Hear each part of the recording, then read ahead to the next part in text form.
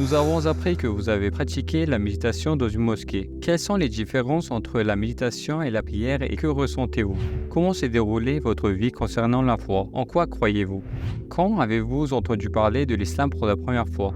J'ai essayé beaucoup d'autres types de spiritualité comme le reiki, le chamanisme. J'ai essayé de m'intéresser à tous les types de religions.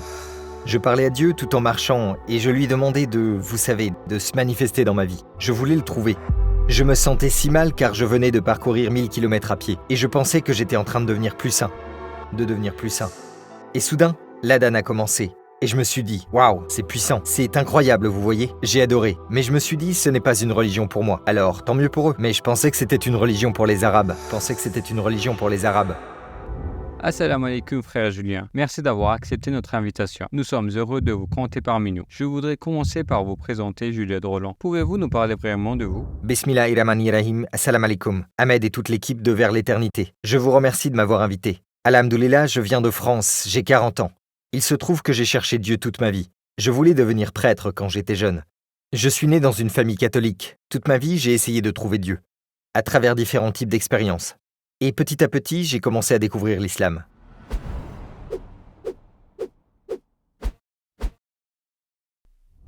Comment s'est déroulée votre vie concernant la foi? En quoi croyez-vous? J'étais chrétien parce que ma famille m'a baptisé à l'âge de 2 ans. Et puis j'ai pensé à un moment donné que je devrais devenir moine parce que j'aimais beaucoup la religion.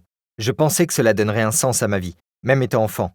Mais après, ma famille ne m'a pas vraiment encouragé à poursuivre dans cette voie. Ils m'ont plutôt encouragé à devenir bouddhiste, une sorte de bouddhiste. J'ai donc commencé à pratiquer la méditation. Et ça m'a vraiment aidé à me calmer et à faire des choses dans ce style. Ensuite, j'ai essayé beaucoup d'autres types de spiritualité, comme le reiki, qui est un type de guérison, ou le chamanisme. J'essaye de m'intéresser à tous les types de religions. Qu'est-ce qui vous a fait remettre en question vos croyances? S'agit-il d'un événement ou d'une pensée? Et quand cela s'est-il produit? Il y a donc eu un moment où j'ai été chanteur pendant quelques années aux Philippines. C'était un de mes rêves, et je m'en souviens très bien. J'étais à Hong Kong. Je viens de terminer un concert dans un festival, et j'ai joué devant mon chanteur préféré. Je l'ai rencontré et il est venu à mon concert. Je me suis senti très humble et je me suis soudain dit qu'il devait y avoir quelque chose qui ne va pas dans ma vie. Je ne savais pas ce que c'était, mais je me suis dit, je ne suis pas sur le chemin de la vérité. Soudain, quelque chose m'a fait comprendre que j'avais une belle vie, etc. Mais il y avait quelque chose qui me manquait. Je savais que je ne vivais pas ma vie de la bonne façon. Je ne pouvais pas dire ce que c'était, donc ça a été un déclencheur. Et j'ai décidé de marcher 1000 km de la frontière espagnole vers la côte ouest de l'Espagne. C'était un voyage de 1000 km. Ça m'a pris 30 jours. Ce fut une grande expérience parce que j'ai commencé à essayer d'avoir une réflexion sur Dieu. J'ai rencontré beaucoup de chrétiens en chemin, donc je pense que ça a été un grand événement, parce que je parlais à Dieu en marchant et je lui demandais vous savez, de se manifester dans ma vie. Je voulais le trouver et je croyais que la marche faisait partie du processus. À la fin de votre voyage, comment vous sentiez-vous? Avez-vous pu vraiment trouver Dieu? Malheureusement, après avoir marché 1000 km, je m'en souviens très bien, vous vous attendriez donc à être un peu plus pur et sain, n'est-ce pas? Je viens d'arriver à Saint-Jacques-de-Compostelle, j'ai assisté à la cérémonie, et il y avait un Brésilien qui s'est approché de moi en bicyclette et qui m'a fait peur. Et je lui ai dit une insulte en brésilien. Et il m'a répondu quelque chose de mauvais. Je me sentais si mal car je venais de parcourir 1000 km à pied. Et je pensais que j'étais en train de devenir plus sain. Après cet événement, j'ai réalisé qu'il ne suffisait pas de marcher. Il faut marcher avec quelque chose qui vous guide pour ne pas blesser les sentiments des autres. Quand avez-vous entendu parler de l'islam pour la première fois? Mon premier vrai contact, je pense que j'ai vraiment entendu parler de l'islam avec le 11 septembre, quand j'ai commencé à prêter attention à l'islam. La première personne qui m'a parlé de l'islam très ouvertement, et la première personne dont je me souviens, c'est un chauffeur de taxi. Quand j'étais à Abu Dhabi, j'ai dû attendre un vol pour les Philippines. J'avais 6 heures à tuer et je me suis dit que je ne devais pas rester à l'aéroport. Je préférais jeter un œil au paysage. Je ne connaissais pas Abu Dhabi. Alors j'ai demandé au chauffeur de taxi: qu'est-ce que je peux visiter ici? Et il m'a dit qu'il y avait un grand Majid blanc, un énorme Majid. Alors j'ai dit, allons-y. Et sur le chemin de ce Majid, il se mit à mettre la radio. Et il y avait cette chanson que j'aimais beaucoup. J'aimais beaucoup cette musique dans mon oreille. Et j'ai dit, c'est quoi cette musique? Elle parle à mon cœur. Je lui ai dit ça, et il a arrêté la voiture. Et il a dit, mon frère, ce n'est pas de la musique, c'est le Coran. Et il a commencé à me prêcher sur l'islam. Il m'a dit, tu sais, j'espère vraiment que tu pourras devenir musulman, toi et ta famille, et vous sauver du feu de l'enfer. Et je lui ai dit, attendez une minute, vous savez, personne n'ira au feu de l'enfer. Qu'est-ce que c'est que ça? C'était donc le début du voyage. Et pour la première fois de ma vie, un musulman m'a interpellé de façon très sympathique en fait. Quelle est la chose qui vous a affecté avant de devenir musulman? Je pense que ce qui m'a le plus affecté avant de devenir musulman, c'est de vivre dans le sud du monde. Parce que moi, je suis du Nord, je suis de la France. Mon ADN, ma race vient du Nord. Mais si vous regardez la carte, vous la coupez en deux, 90% du monde musulman se trouve dans le Sud. Il y a l'Afrique et le Moyen-Orient, vous avez l'Asie du Sud-Est, l'Inde, le Pakistan, tout est au Sud. Donc, à cause de mon travail, je voyageais dans tous ces pays. J'ai voyagé dans tous ces pays, j'étais donc au cœur du monde. Et l'adhan avait lieu dans la plupart des pays que j'ai visités. Et cela m'a toujours marqué. Par exemple, je me souviens d'un jour où je jouais au football en Tanzanie avec des Africains. Et soudain, l'adhan a commencé. Et j'étais comme « Waouh, c'est puissant, c'est incroyable ». Vous savez, j'ai adoré. Puis je suis allé à Chypre. Il y avait l'adhan à Nicosie. Et cela m'a touché comme si je me sentais attiré. Mais je me suis dit, ce n'est pas une religion pour moi. Alors tant mieux pour eux. Je pensais que c'était une religion pour les Arabes. Comment avez-vous été convaincu que l'islam était vrai à 100%? Il y a deux raisons pour lesquelles je crois que l'islam est vrai à 100%. La première est un simple fait, parce que le Coran est la parole de Dieu. Je m'en suis rendu compte et je n'avais jamais su qu'en fait beaucoup de choses qui ont été dites dans le Coran n'ont été découvertes que maintenant, ou il y a quelques décennies. Je ne pouvais pas croire que, en fait, le Coran a prouvé par lui-même qu'il ne pouvait être que la parole de Dieu. Elle ne peut venir que de Dieu, et non du prophète Muhammad. Mais l'une des raisons est l'expérience.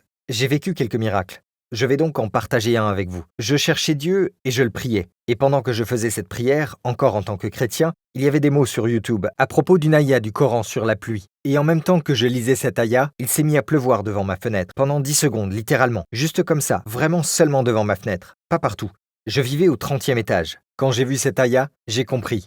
Allah m'a donné la réponse que je voulais et j'ai commencé à pleurer. Je me sentais tellement béni, vous savez, qu'Allah se soit soucié de me montrer. Genre, pas de problème. Vous voulez une réponse? Vous voulez de la pluie? Voilà. Vous voulez du soleil? C'est parti. Vous avez donc fait votre shahada juste après cet incident de pluie? Je dirais que le moment décisif de ma conversion, il s'agit du discours de Yusuf Estes, un prédicateur américain que j'ai eu la chance de côtoyer et de rencontrer plus tard, et qui explique à un frère noir sur YouTube quelle est la différence entre la Bible et le Coran. Pourquoi affirme-t-il que le Coran est la parole de Dieu et non la Bible? Et il a si bien expliqué qu'au bout de 30 minutes, j'ai fait ma shahada. Qu'avez-vous ressenti lorsque vous avez fait votre shahada? Quand j'ai fait ma shahada, je me suis senti comme un milliardaire. J'avais l'impression que si quelqu'un venait me voir et me disait « Écoutez, vous venez de devenir musulman, n'est-ce pas? Ok, je vais mettre 1 milliard sur votre compte en banque, mais vous devez dire devant tout le monde que vous n'êtes pas musulman. » Je dirais aux gens, désolé, je ne peux pas. Je ne veux pas de ce milliard. Je suis plus riche que ça maintenant. La vérité est si chère. Comment votre famille et les gens autour de vous ont-ils réagi à votre conversion? Je savais que ce ne serait pas une bonne nouvelle pour ma famille. Je savais que ce ne serait pas très apprécié. Mais je m'en moque. Quand j'ai dit à ma mère que j'étais devenu musulman, elle m'a dit que c'était la pire chose que je pouvais lui dire. Mais alhamdoulilah, elle a changé d'avis, parce que je pense qu'elle a réalisé qu'il y a beaucoup de belles choses dans l'islam. Et elle s'est rendue compte que j'étais devenu une meilleure personne. L'islam fait de vous une meilleure personne. Avez-vous eu des difficultés à prier 5 fois par jour? Et le jeûne ou d'autres pratiques de l'islam? Après être devenu musulman, il m'a fallu peut-être 1 mois pour prier 5 fois par jour. D'abord 1 fois, 2 fois, puis lentement. Et la plus difficile est Fajr, la première prière du matin. Mais une fois que j'ai pris le rythme, je n'ai jamais vraiment abandonné cette pratique. J'ai toujours essayé de prier 5 fois par jour. Nous avons appris que vous avez pratiqué la méditation dans une mosquée. Quelles sont les différences entre la méditation et la prière et que ressentez-vous? La principale différence entre la méditation ou la méditation bouddhiste et la prière, c'est que quand on médite en tant que bouddhiste, vous essayez de faire le vide dans votre esprit. Mais quand vous méditez en tant que musulman, vous essayez de faire tadabbur. On essaye de réfléchir sur la vie, sur Allah. Donc je dirais que la différence, c'est que c'est une façon plus engageante de méditer. C'est une façon proactive, ce qui signifie que vous n'essayez pas de vider votre esprit, mais vous essayez de remplir votre esprit de bonté et de bonnes pensées vers Allah, vers votre Créateur. Et vous essayez de réfléchir à qui vous êtes, qui est Allah. Et on essaye de se connecter. Alors que la méditation bouddhiste est plus, d'une certaine façon, quand on est bouddhiste, on essaye de vider son cerveau pour laisser sortir la vérité. Vous savez, c'est donc une bonne méthodologie. Mais il faut ensuite la remplir avec de bonnes choses. Il ne sert à rien de vider son cerveau pour le remplir à nouveau d'alcool le week-end suivant ou d'autres choses. Quelqu'un est-il devenu musulman après votre shahada par vos moyens? Quelques personnes sont en effet devenues musulmanes après que j'ai fait ma shahada. La meilleure histoire est celle de mon ami japonais Koki. C'est un frère que j'ai rencontré à l'âge de 18 ans en Australie. Nous avons créé un business ensemble. Il a perdu de l'argent et je lui ai dit « Ok, tu as perdu de l'argent, c'est bon. Mais si tu n'acceptes pas l'islam, tu vas perdre beaucoup plus. » Et il a commencé à m'écouter. Il est venu en Malaisie, il a fait sa shahada et on a fait venir sa femme qui était philippine et non musulmane à l'époque. Nous l'avons fait venir en avion. Elle a fait sa shahada et ils se sont mariés dans ma maison. Pensez-vous que vous auriez trouvé l'islam si vous ne voyagez pas autant? Je pense que c'est beaucoup plus facile à cause de la vie que j'ai eue. J'ai voyagé dans 50 pays, je parle 4 langues. Mes voyages ont donc joué un rôle important. Donc, quand je vais dans des pays musulmans, je me suis rendu compte que ces gens sont des gens formidables et qu'ils ont beaucoup à offrir au monde. Et je me suis rendu compte que l'héritage de l'islam est énorme. et je veux faire partie de son héritage.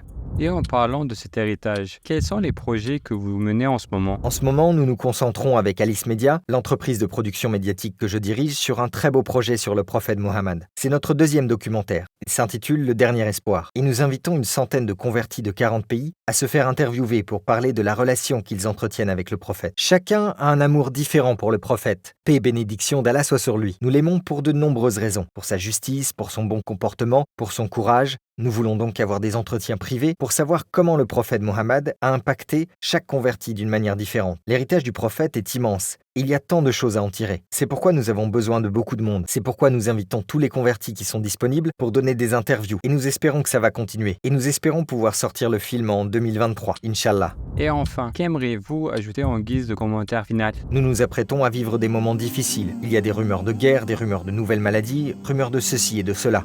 Et je veux juste dire aux gens de ne pas perdre espoir. C'est pourquoi nous avons appelé notre nouveau documentaire « Le Dernier Espoir ». Le dernier espoir étant le prophète Mohammed. Ne vous inquiétez pas, nous sommes tous la Oumma du prophète. Nous appartenons tous à sa Oumma. Et tout va bien se passer. Même si nous allons connaître des tribulations, il faut toujours être optimiste. Nous devons toujours être positifs, parce que nous avons le meilleur prophète du monde entier. Il est le meilleur. Il est le plus aimé d'Allah.